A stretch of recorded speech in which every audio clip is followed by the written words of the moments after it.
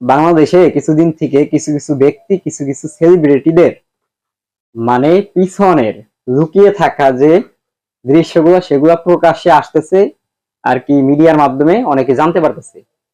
ATN channel থেকে একটা news করছে, সেটা হচ্ছে রিপন মিয়াকে নিয়ে। এই রিপন মিয়াকে বাংলাদেশের সবাই চিনে যারা কিনা অনলাইনে অ্যাক্টিভ থাকে নিয়মিত। রিপন মিয়ার তেমন কোনো খারাপ দেখি নাই, যে যে বাজে ভিডিও বানায় আজে বাজে এরকম কিছু দেখি নাই। ভিডিওগুলোর মধ্যে তেমন একটা শিক্ষণীয় কিছু না থাকলেও, মানে একদম হাই লেভেলের যে একটা শিক্ষণীয় কিছু আছে এরকম না থাকলেও ভিডিওগুলো ভালো লাগে, আসলে খুব ভালো লাগে। এখন কথা হচ্ছে, ওনার যে জিনিসটা আমরা জানতে পারলাম, ওনার স্ত্রী সন্তান আছে, বাবা মা আছে, এখন তো ইনকাম করতেছে, সে ভালো ভালো একটা টাকা আর্নিং হইতেছে, তার বাবা মাকে দেখে না, তার স্ত্রীকে ভাবি পরিচয় দেয়। ওনাকে বাসায় না পাইয়া বাসার বাবা মার কাছ থেকে নিউজটা পাইছে যে ওনার বাবা মাকে সে দেখে না, খাবার টাবার দেয় না, টাকা পয়সা দেয় না।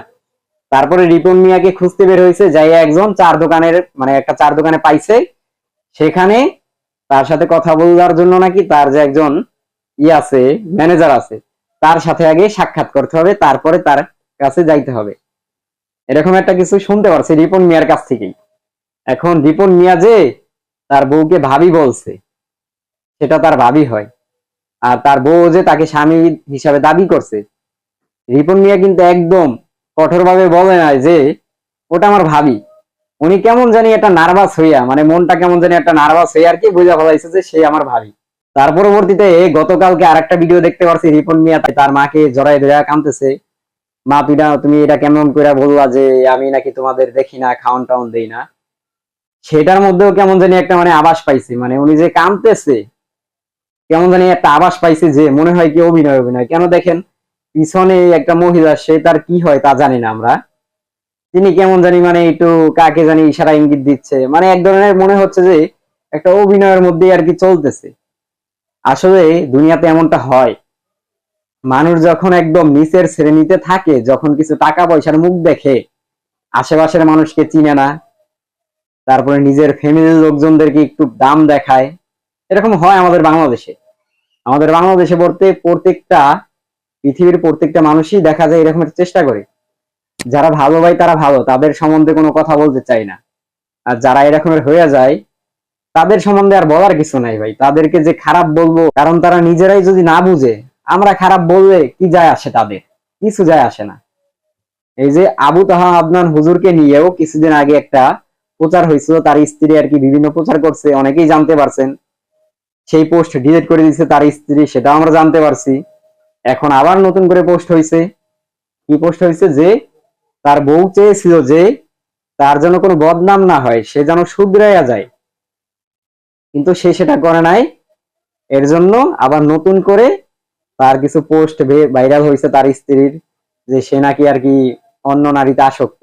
আসলে সত্যি কথা বলতে কি ভাই, মানুষের উপরে অন্ধবিশ্বাস হওয়া ঠিক না। কেননা হয়তো সে একজন ভালো হুজুর, ভালো ব্যক্তি, তার সবকিছু আমাদের ভালো লাগে, রিপন মিয়ারও খারাপ লাগে না, তারও কোনোটাই খারাপ লাগে না, কিন্তু কিছু কিছু জিনিস এটা একেবারে অসম্ভব না। কারণ মানুষ যেহেতু রক্ত মাংসে গড়া, যেহেতু মানুষ, চিন্তা ভাবনা যে কোনো সময় পাল্টাইয়া যাইতে পারে, এটা স্বাভাবিক।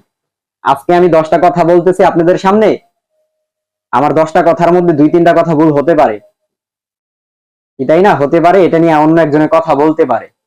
তাই এরকমেরই মানুষের চিন্তা ভাবনা কখন কি হয়ে যায় তা বোঝা ঠিক না। আসলে তারা ক্যামেরার সামনে, আমি ক্যামেরার সামনে যেটা দেখাইতেছি, আমার ব্যাকগ্রাউন্ড পিছনে আমার ফ্যামিলি কেমন, ফ্যামিলির সাথে আমি কেমন আচরণ করি, সেটা হয়তো আপনারা জানতে পারবেন না। কারণ ভাই এমন কোন ফ্যামিলি নাই টুকটাক যে একটা মানে অন্যরকম একটা ভাষা হয় না। কেন, আপনার ফ্যামিলির কারোর সাথে আপনি একটু বাঁচতে পারে, তর্ক লাগতে পারে, তখন আপনি একটা রাগান্বিত হইয়া যে কোনো বাজে বিহেভ করতে পারেন, সেগুলো কিন্তু আপনি আর আমি ক্যামেরার সামনে আনি না।